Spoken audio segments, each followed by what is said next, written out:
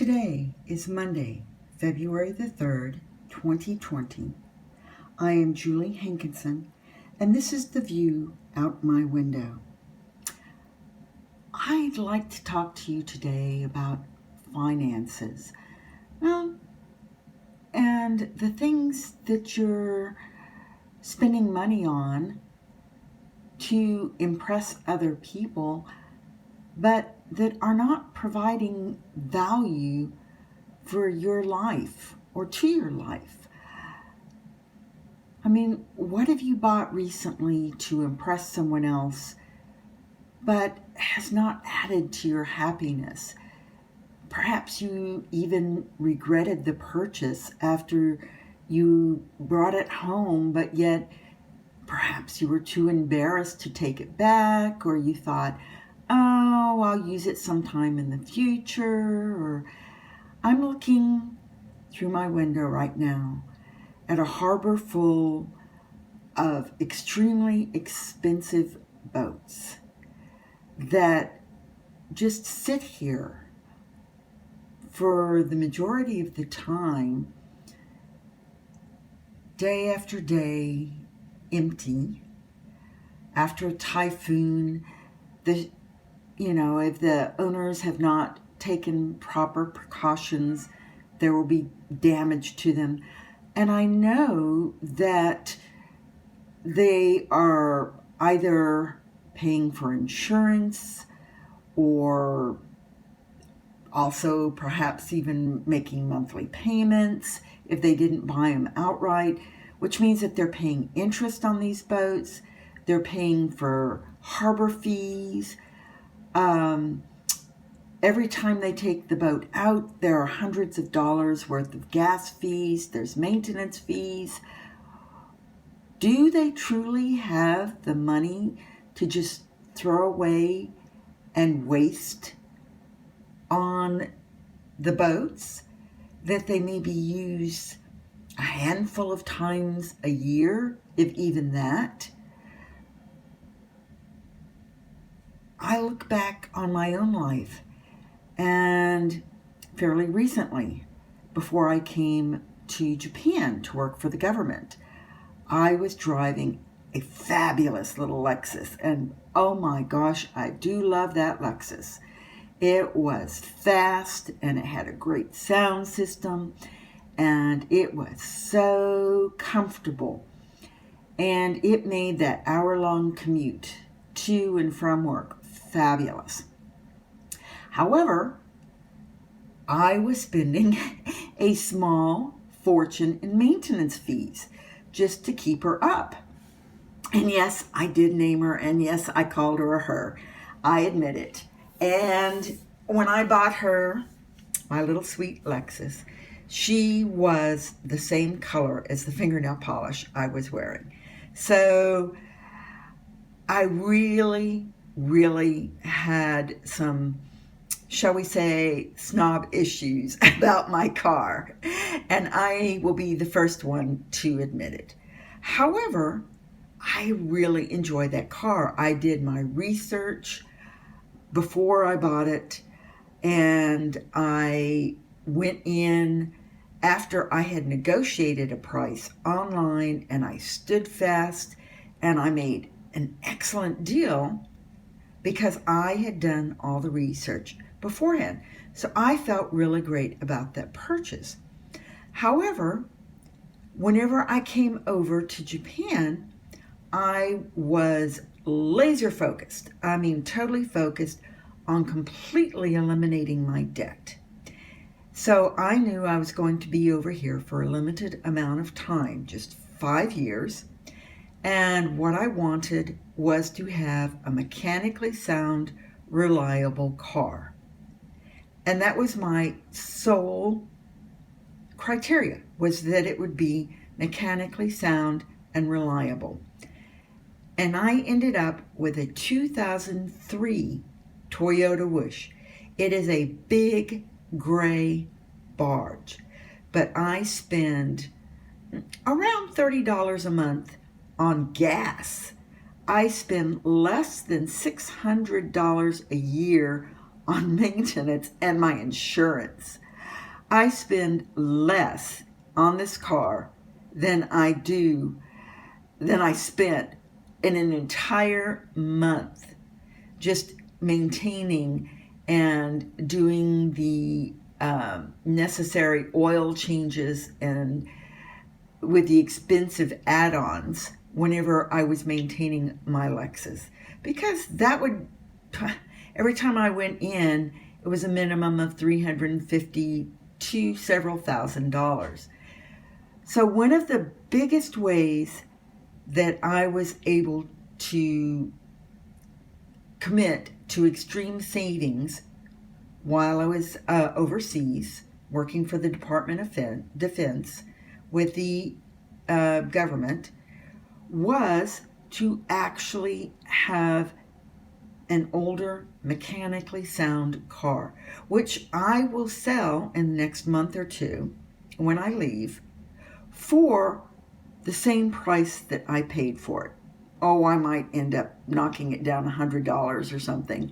But it's, the point being is that this was one of the better investments that I have ever made, because it wasn't about matching my nail polish. It wasn't about the adrenaline rush of speeding down the highway. It was about making a logical, economic decision and sticking with it. And the economic impact that it has had on my budget and my lifestyle. The fact is, it has actually freed up extra money to allow me to have more experiences, to travel without, well, also paying off my debt. It has just been one of the better decisions. And this makes me think about how much the media influences and impacts our decisions. And I admit I'm the first to be on this boat, if I've had a bad day at work or I'm feeling down, I will have in the past indulged frequently in retail therapy. And it feels so good that if you see something that you're watching on a video, or you have seen it on a billboard or in a magazine, and oh, those people are just looking so happy, and they're wearing that item of clothing and it makes them look so good, and if you're feeling down and you've had a bad day arguing, and you can go home and go online and you see that item and oh my gosh, it's on sale. And it will just make you feel so much better, because then you will be happy just like those people in that advertisement. And it will just bring you so much joy. And I speak from experience that sometimes I haven't even worn it one time. It's still sitting in my closet. And no, it did not make me look like a princess, even though it's the same dress that a princess was wearing in a photo shoot. And I just have to share that with you, because I myself have made multiple poor decisions financially, because I have been influenced by what I have seen or what I have been told, an expectation, living up with the, staying up with the Joneses, if it is.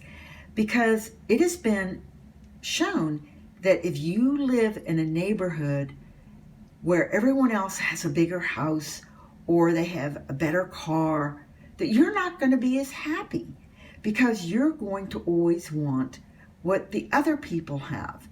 And if we're going through our lives always wanting what someone else has, we're never going to be happy. You truly need to have clarity on what makes you happy.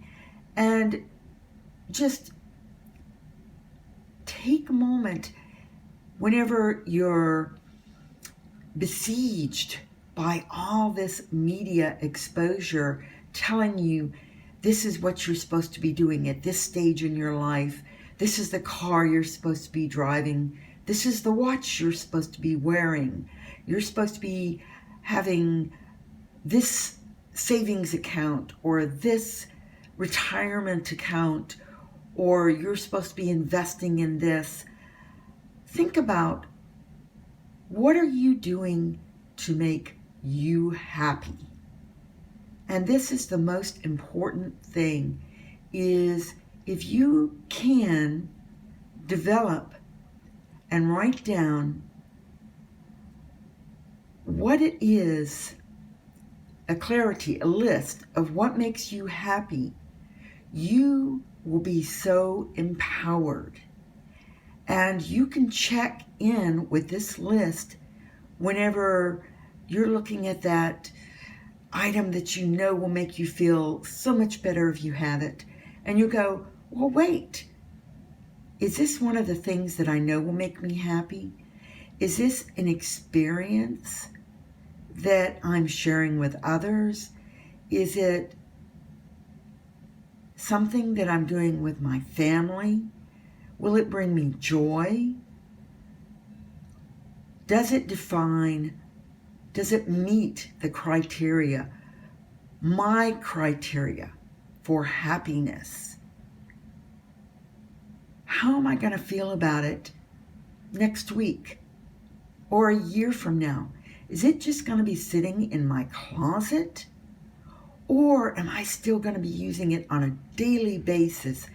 And I'm loving it because of the quality. And I got a fantastic deal on it.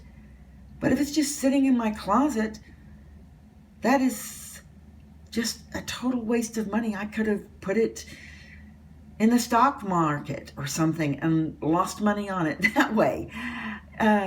So please take a couple of minutes after you listen to this and just jot down somewhere in writing 3 things that make you happy.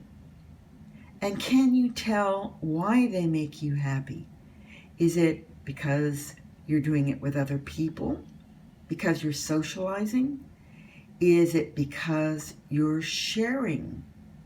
Is it because you're helping someone? Is it because you're creating a new future for yourself or for your family? What is it that makes you happy, and what is it that you can do to make yourself happy in the future? So thank you for listening. And if you noticed yesterday, there was a fabulous Seahawk that did swoop down and stare at us for just a second and swoop by as we were looking out my window here in Japan. And that is just amazing, the Seahawk that he shared with us for a brief moment. So thank you again. Please like and subscribe, and I hope that you'll come back tomorrow. And please, again, take a moment and write down 3 things that make you happy, and think about, what is it that makes you happy? What is it about these items that are giving you that feeling? Take care, and y'all just be happy.